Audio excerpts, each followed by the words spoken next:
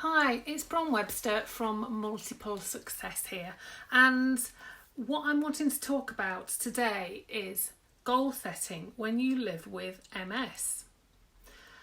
We've all heard of the SMART acronym: specific, measurable, achievable or attainable, realistic or relevant, and time bound. It's usable though with MS only if it applies to the ongoing actions rather than the outcomes. For example, I'll give you two sets of goals.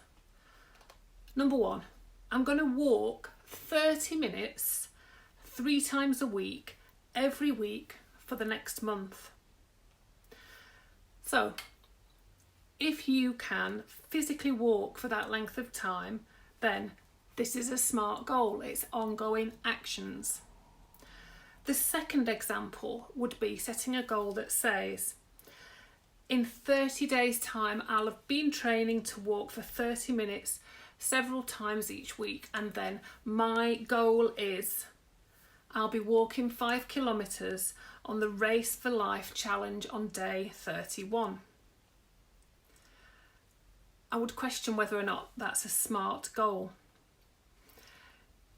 Yes, it is focused on a goal and an outcome.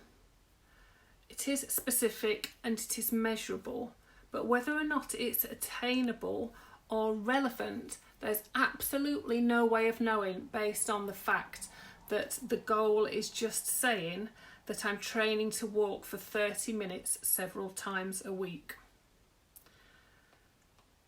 So it's all focused on achieving one certain outcome at a certain point in time. Living with MS or other chronic illnesses, it means extra consideration. It means careful consideration when we're thinking about goals. And it is reasonable to set goals and targets, but for the process, that means the regular ongoing things. For example, I will do X 3 times a week, or I will do Y 10 times a month. But it's more difficult to set a goal based on an end outcome at an end point in time, because so much can happen to alter things along the way. And actually, why would we do that to ourselves? Why would we say that I am definitely going to do X, my goal is to do X in 1 month's time, when we don't know what that next month holds for us?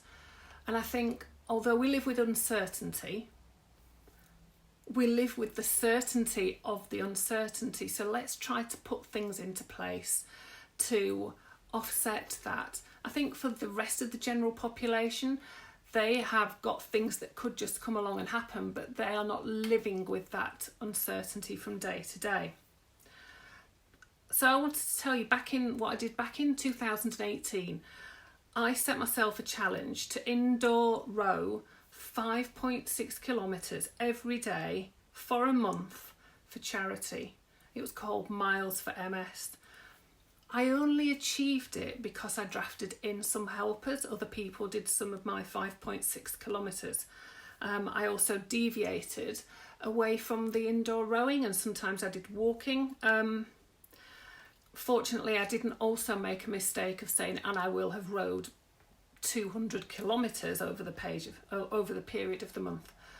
So I'm proposing a change, and this is a change to SMART goals for people with MS, and I'm calling it SMART Parts O. Specific, measurable, achievable, relevant and time bound, but with Parts O. Process and regularity top a single outcome, because they do. So we still need all the other bits of it, but we need to add in the process and regularity in order to not just have a single outcome. So SMART Parts O. SMART Parts O with MS. And SMART Parts O means I can do it. And as we begin to set some goals in our Facebook community, we're going to be using the SMART Parts O acronym. Because with MS, an ultimate outcome can cause overwhelm, and no goal should cause someone with a chronic illness to feel overwhelmed. So that's smart part. So that's a new way of looking at setting goals when you live with MS. Now then, where did I put all my £2 coins? Because my financial goal needs me to save at least 3 lots of £2 coins each week for 6 months by cutting out takeaway coffees. And that's my smart goal, with process and regularity topping a single outcome. Join the Facebook group Multiple Success Community UK to begin putting smart part so into action for you. Bron Webster, thank you for watching.